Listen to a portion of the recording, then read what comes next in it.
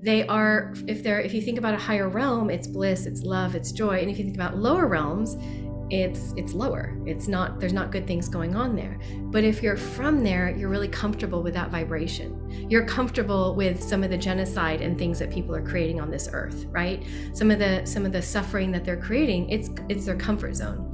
And then there's the people from the higher realms that have incarnated on higher realms, and now they're here. And I feel like a lot of them are hiding, and they're not really shining that bright light. And so I feel like part of what's happening right now. Hi, I'm Mariko Frederick, and I'm really excited to be here and share my NDE story with you today.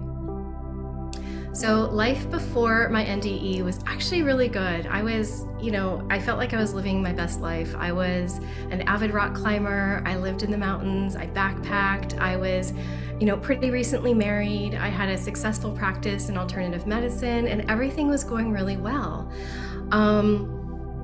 I thought I had arrived, I was like, wow, this is everything I could possibly want in life. And then at 29 years old is when I had my NDE, and it just changed everything.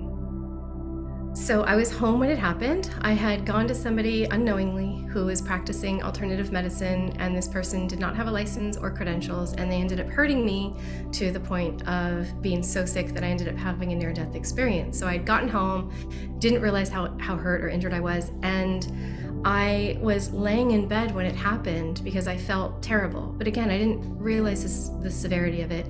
And I remember feeling like there was a weight on my chest, like I was pushing this weight up and then letting it fall, and pushing it up like an iron weight and letting it fall. And there was a point where I remember thinking, I think I'll let it fall. And in that moment, I also knew that kind of meant I would die, but I also knew it didn't. And so I let it fall. And when I stopped breathing, I remember realizing that meant I was gonna die. And yet, almost at the same time, I felt more alive, and the pain was gone. And I remember hearing my last heartbeat. And then there was this buzzing sound. I assume it was my nervous system, and that faded away, and then it was gone. And then there was just this really bright light shining at me. The only way I can describe it, it was like 1,000 suns shining at me. And somehow it wasn't too bright, though. It was really comfortable and even familiar. It's almost like I'd forgotten it was there. And I remember just focusing on that, laser focusing on it, and then being enveloped in it. And then I remember just feeling alive. And that I remember, and I was, it's in that moment, my personality was still there. And I remember feeling wow, breathing's really overrated. It's funny we think we have to do it, because it was just oh wow, this is so much better.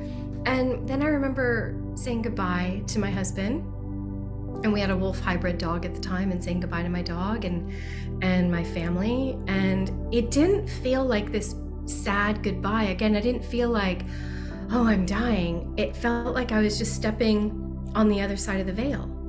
And I knew that, even though I hadn't done it yet, I just knew it. And it was I'm just gonna go step on the other side of this veil where it's more comfortable. And I wasn't breathing, but it feels okay, now there's no more pain, right? And I felt just this overwhelming love and gratitude for my family and my friends. And then I was sort of what I call on the other side of the veil. And then from there, I went right into, I guess, what's called a life review. And this happened so long ago, I hadn't heard of anyone else's NDE account. I didn't know what all these were called. But I remember just experiencing my entire life from childhood all the way until I was about 29, which is when this happened. It was right before my 29th birthday. And I experienced, growing up, being a baby and toddler, and everything was blissful. And they were just showing me the really important parts of my life, right? Not every time I tied my shoe, but all these moments of decision and interaction with other people. And the first part was really blissful and wonderful. And then, it's funny because I was still really young, but then I hit kindergarten. And in kindergarten, so I was probably 4 or 5 years old, and I was standing outside with a friend of mine outside my parents' house, and I was basically being mean to her on purpose. And I made her cry. And, I think at that age, you're kind of testing boundaries and just learning, you're still learning. But I was mean to her on purpose, and I made her cry. And I remember in my near-death experience, in my life review, I saw myself, like this was my first big review of, okay, let's look at this moment. And I had to live through it again, but I didn't live through it just as me. I lived through it like there was three of us. There was me, and I got to experience, and then I was living through it as my friend, as if I was her. It was like I was her, and I'm experiencing me being so mean to her, and even feeling like her getting sad and thinking like, why are you being mean? And at the same time, I was experiencing it through the eyes of like the divine creator or God, however you want to express that. And there's no judgment from the divine creator, but I was mortified. I mean, I felt, what am I doing? What have I done? And I understood from all angles. So there wasn't like any judgment from the divine, but I definitely learned, what not to do. And then that just continued through my life, different moments where I had, the way I think of it now, the way I was more in alignment with my soul and acting from that, and then moments where I was more aligned with maybe ego and not being so nice. And I got to see every moment that I helped somebody, every moment that I was too in my ego, and so I went through all of that.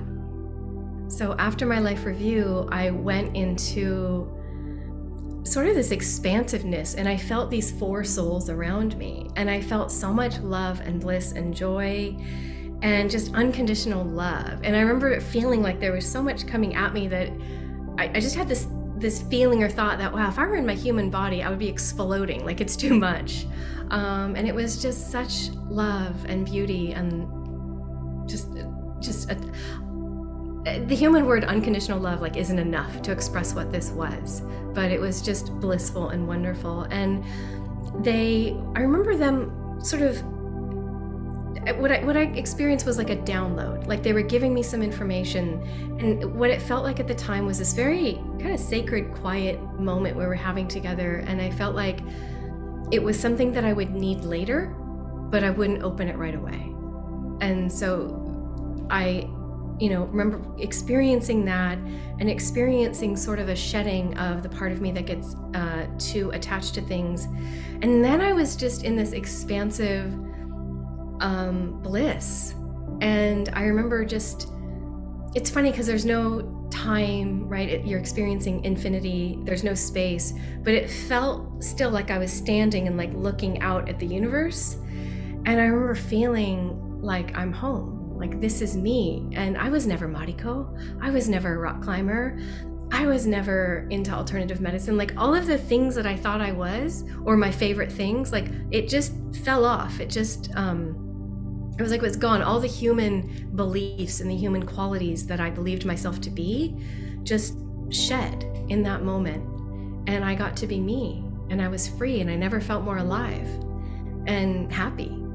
And then I remember hearing a voice saying, it's not your time. You have to go back. And my answer was, no.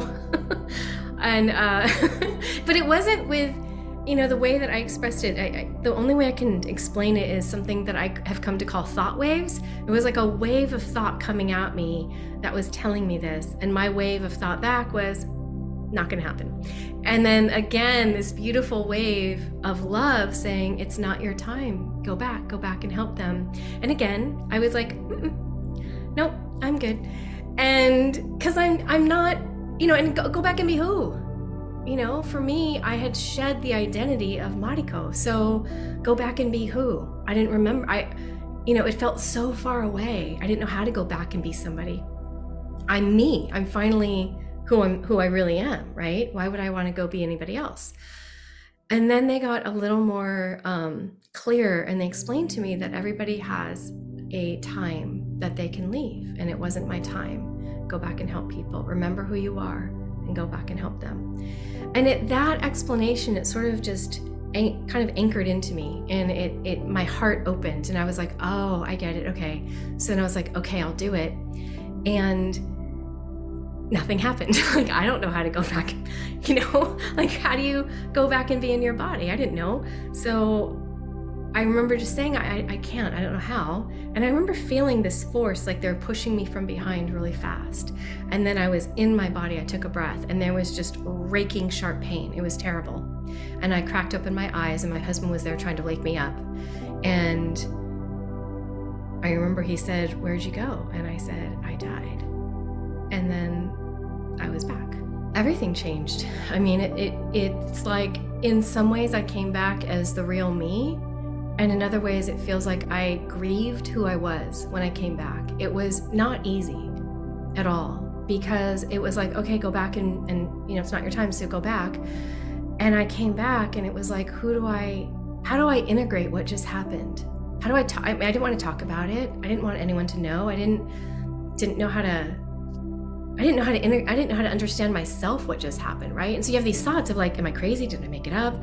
Like, and that's an easier thought than for me than thinking this really happened, because I didn't know how to integrate that, and there were no NDE podcasts to listen to and hear that this does happen, right? This happened a while ago, and I felt very kind of isolated, and yet at the same time I still had a lot of the bliss from the other side with me for a long time. So it was interesting. I was really sick. Like, I was very sick, and I kept getting sicker. So it wasn't like I didn't get better right away. It took, other things that happened before. I'd actually contracted Lyme disease 3 weeks before this incident happened. And so I kept getting sicker and sicker with Lyme disease, and that was going to my brain, and I was having mini strokes and different seizures and stuff. And so it was like one thing led to another. And so for me, it was really a loss of identity. And I didn't know how to get, I think when you lose something, you want to get it back, right? And when I lost that identity of who I was as Mariko, as the rock climber, as this person who practiced alternative medicine, and all of that was gone because I couldn't do it. I was too tired. I had no energy. The energy drained out of my body like water from a pool when I died. And so I didn't have all this energy come back. I wasn't okay afterwards. It took a long time. So afterwards, it was a really difficult transition, and I didn't work, and I was sick, and I just kept getting sicker. And it really took, a decade to get all my strength back. Between that and the Lyme disease, it took a long time to get my health completely back. So, but the whole time, I think in a way I could have a sense of humor, one, because I have a nursing background, so I've worked in intensive care. And so I've seen a lot. And I think that us people that work in hospitals, we have kind of a sense of humor about stuff. And, I remember as I was getting sick at different points, later, I remember I had like a mini stroke, and I just had a lot of things happening, right? And my husband would get really worried, and I would say, well, it's not like I'm gonna die. They're not gonna let me. So for me, I had a bit of a sense of humor around different things that were happening. And I think, honestly, it was my saving grace of what got me through, because otherwise it's so dark and so difficult. And I think it's like in nursing, we say, if you can't laugh, you'll cry. And so I think sometimes I had to laugh in order to survive, because again, that's all I was doing. I felt like I was existing with no purpose. I was just alive, but there was nothing to do. I didn't know who to be. I didn't know how to function. So it was those first few years were really hard. And then I got better, and it took a long time. And then now my life is completely transformed. But it was a decades-long journey to get here. So it was hard just sharing my story, right? Because it's a sacred thing that happens, but it's so private, and then you're not sure what people are going to think. And so with that whole experience that I went through in between lifetimes, the way that I see things is that there's higher realms and lower realms. And again, this is stuff that I've known my whole life. I didn't know that not everybody experienced this. And I think the NDE was partly prompting me to remember who I am, right? And go back and help people, remember all the knowledge I have and go back and share it, because I wasn't going to do that. I was like, there's no way people would think I'm crazy if I, said this. And in my 20s, I wasn't going to talk about this. But I feel like in a lot of ways, there are higher realms and lower realms, and then there's Earth. And Earth is kind of a sea average planet, right? And there's people from the higher realms here, and there's people that are from maybe lower realms here, and they're causing a lot of havoc. They're doing a lot of bad things, right? But they're actually just making themselves comfortable. They are, if you think about a higher realm, it's bliss, it's love, it's joy. And if you think about lower realms, it's lower. It's not, there's not good things going on there. But if you're from there, you're really comfortable with that vibration. You're comfortable with some of the genocide and things that people are creating on this earth, right? Some of the suffering that they're creating, it's their comfort zone. And then there's the people from the higher realms that have incarnated on higher realms, and now they're here.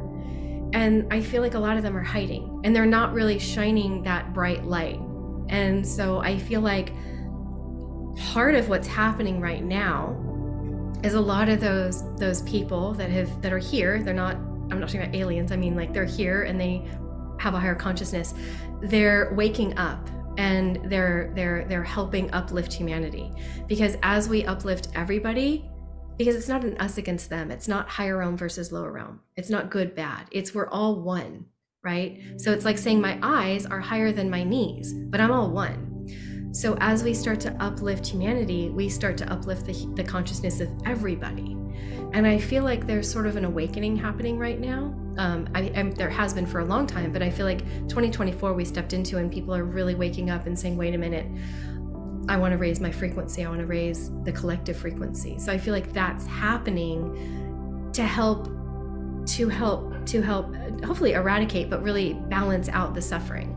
When we start to step into that higher light, that higher realm light, the higher consciousness, if you will, ascension, when you start to remember who you are as an infinite soul, you start to be able to manifest what you desire, what you want. And the interesting thing about being in that position of being able to manifest what you want, because you're in a higher frequency or a higher vibration, is at that point, you're not wanting all the things that you used to want. So it's not like you just want a sports car and a lot of money, right? You start to have higher quality, and I'm not saying there's anything wrong with wealth, but you're having higher quality desires. You're wanting to raise the frequency of the planet. You're wanting, and then yes, abundance does come your way, and you can manifest things that you want. You can manifest situations that you want, but it's not out of an ego desire of, I want that, I need that. It's really just out of this collective, let's raise the frequency. And you start doing that, and the universe responds, and yes, things that you do want come back to you. I think 2024 is going to be, I think it could be a little bit of a roller coaster. Yes, it's an 8-year, there's a lot happening in astrology, and I'm no astrologer, but I just know the things that are happening. And I feel like, from my point of view, from how I feel and intuit things, it's that there is this awakening, but there's also going to be the souls that really want to keep things how it's been. They really want to keep things how things have gone. And things are not okay in a lot of ways, right? We look around at some of the bad things that are happening, and it's not okay. And as we start to shift up into a higher frequency, it could be that the people that are really like things to stay status quo get uncomfortable, and it can get a little wonky, I think. But I think in general, what I'm feeling is that there's going to be a lot more exposure for the higher realm beings. The people that are here have incarnated from the higher realms. They have a higher consciousness. They are on the path of ascension. They know it. They've been hiding, and it's time to stop hiding. And then I feel like they're going to start to wake up. And I feel like that could make people who are, really wanting to keep the status quo or are doing lower realm things here uncomfortable. And I feel like both sides may be getting a little more exposure than they're used to, which for the higher realm beings, it's good. We want that exposure. We want to see that light that they're carrying, that higher realm light. It's important to Earth. So the heart has a very powerful frequency. I think it's the most powerful frequency that we have. And I think it's just about, it's already there. You already have it. It's not missing. And I think so many people are searching for it, but they are it. And there's nothing to do to get it except for realize and remember who you are as the soul, right? Dropping all the identity of who you're not, and then the frequency of your heart, it's already there, right? And so in a way, you're off the hook of having to make anything too difficult because you are it. You don't need to search anywhere. It's already there. It's already vibrating at a high frequency. It can't vibrate at any other frequency because it's who you are. So it's really about remembering and realizing who you are and letting that frequency soar.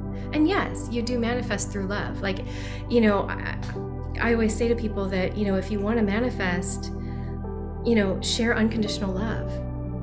You don't do something because you want something. You want to do it out of love, and just share that frequency of love and watch how you'll manifest. It's really simple. You can't do something out of, I guess you can because people do, but it's best to do something out of love and just radiating this frequency of unconditional divine love. And then watch how it comes back to you, and watch what you can manifest in your life, and not to manifest things from lack or need or greed, right? And people do it all the time, but it's not for your best interest, because when you leave this world, the only thing you're leaving with is your spiritual progress. You're not leaving with, the money or the house or anything you bought. You're leaving with the spiritual progress you attained while you were here. So you want to spend every moment that you can not being afraid of death, but really preparing for your own ascension, so that when you do take your last breath, you have ascended, you have increased your frequency.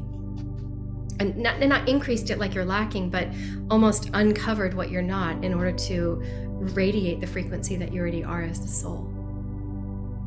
Yeah, okay, so I think that as you say that it's already there. The important thing is we need to to be authentic with ourselves, right? So okay, so the frequency, the power frequency or inside our body. So how can we tap into it? And how can we realize it? I think in a lot of ways, a lot of people already have. They're just looking for something different, right? When you have something that just lights you up, that makes you so happy and joyous, that's the frequency of your heart. And then we forget, you get out of that moment because maybe it was situational, and then we forget about it. But that's your reference point. And so long as you have a reference point, you get to go back to that reference point and go, oh, okay, that was me radiating divine joy, radiating divine love. It's a moment. It doesn't have to be that you were like this for 5 years. It's just that moment, that reference point. I think in a lot of ways, a lot of people already have. They're just looking for something different, right? When you have something that just lights you up, that makes you so happy and joyous, that's the frequency of your heart.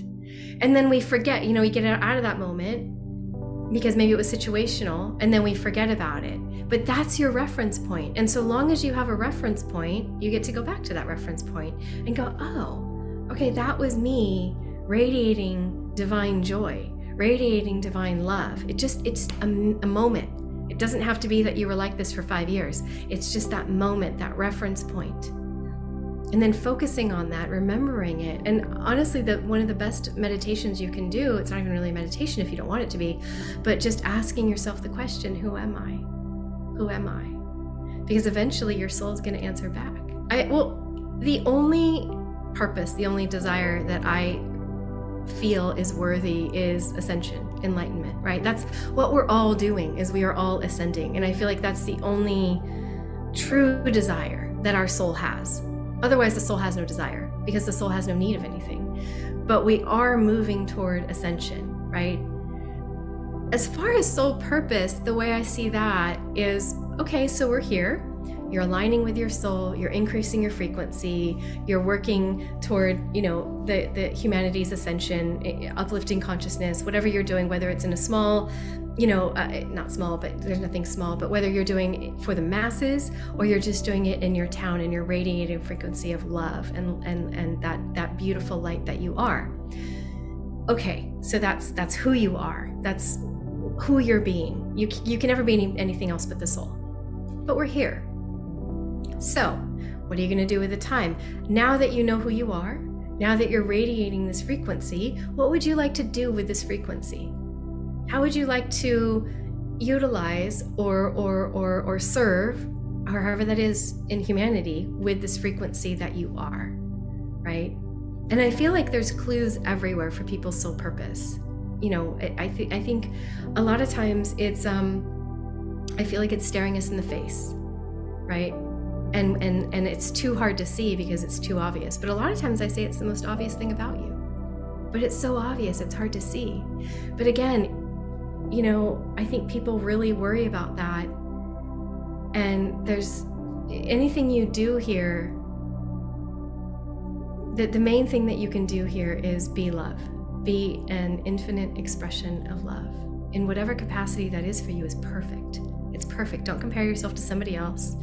It's easy to say, oh, well, yeah, that's for Buddha or Christ or Krishna or, oh, that's Gandhi, but it's for us too. It's for each individual to come into a higher state of consciousness and then decide, what do you want to do? What sounds like fun? What lights you up? What are you feeling called to do that you've been too worried or feeling like, oh, I can't do that, but you have to do it. You know it. That's the thing about purpose. If your purpose scares you, if your purpose is kind of freaking you out, you're probably on track. I think when we're there, and I can speak from personal experience, when we're in the higher realms, you're so blissed out and everything makes sense to you. You don't feel, there is no suffering. And so, if you're completely in joy and somebody says to you, hey, why don't you go do this job? And you're like, oh my gosh, that would be amazing. I would love to go do that. Great, sign me up. And then you get here, but you forget who you are. Now you have no recollection of who you are. You're not feeling that vibration of your heart. You're not in your heart frequency. You're not aligned with your soul. You're back in being a human body with an ego, with this world that is not really conducive to enlightenment in this moment. And you're trying to fulfill this thing that you wanted to do. And it's difficult. And so all suffering ends when you remember who you are. But yes, we do plan our lives. We do. We plan our lives. I remember being in the higher realm, in the astral realm with my husband and my daughter. And knowing that was coming, knowing that she was coming. We do. And I think that there's also sort of contracts, if you will, that we create so far in past lives before we're really elevated. And those contracts are still with some people, and it's like, no, you get to break that one. That one is whatever that is. If it's causing you suffering and you've grown so far past it, time to break that, right? If a past version of you that was less conscious, less enlightened, decided, oh, I want to do this, and now you're like, no, I don't, you get to clear that contract. I think we live in this world of duality where it's easy to say, oh, this is easy, hard, light, dark, easy, hard, high, low. Everything's duality here. But when you leave this world, there is no duality. And so then you have a deeper understanding of, was it an easier life? Maybe it wasn't. Maybe it was kind of boring. And we look at it because of all the things we have to do. And it's like, oh, wait, no, I actually had the life that seemed fraught with difficulties, but it was actually a delicious life. That was what I would choose again. Given the chance, even though when you're in your human, you're like, oh my gosh, make it stop, right? So I think that we shouldn't compare easy versus hard, because that person is getting the exact experience that they need. Maybe it is easy. Maybe their last one was so hard they just came and needed something, a little more simple. But I think the most important thing is not to compare, because you don't know the back history. We don't know all the past lives that led them to this moment. And then life's not over. Is it easy? Or have you just missed all of it? Have you not seen the rest of it? Right? There's a lot of people that we could say, oh wow, they have such an easy life, and then something devastating happens to them. And maybe by that time you're not even in their life and you don't know what happened. So I don't know. You'd have to follow somebody from birth to death to really claim that it was easy or hard. If somebody saw a glimpse of me during those times that I couldn't walk and talk and was suffering so deeply, and they only knew me during that short amount of time, those years, they could say, oh, she has such a hard life.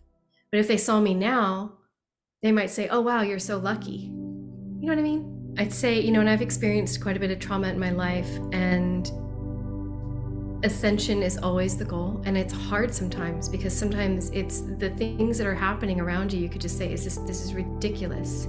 It just keeps coming. And it's just stay in whatever capacity you can. Stay connected to your heart.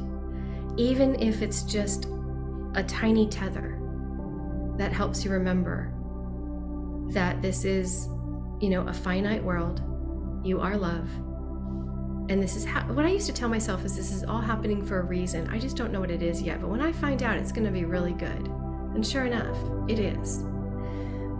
The other thing I recommend, and this is hard, but it helps, is to stay out of the story. Don't repeat the story in your head of how bad it is again and again and again, because then you're creating more of that story. And it's really difficult, easier said than done, but it can be done. and stepping out of the story of all of your trauma and saying, okay, I need to step out of this. And how can you distract yourself, right? Maybe it is going for a jog, maybe it's a yoga class, maybe it's dance, maybe it's singing, maybe it's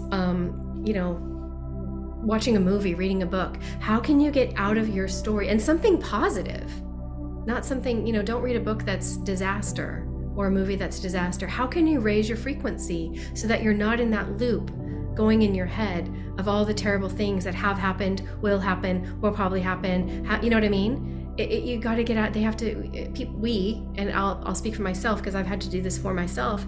I had to get myself out of the spiral and choose joy, actively choose a higher frequency. This is not easy, but then it becomes second nature. For me, it's interesting because where I went in between lifetimes was the causal realm, a higher realm of thought where souls are literally creating realms there. So there was a very high frequency, and yet it wasn't with human language. It wasn't the way that we describe things here.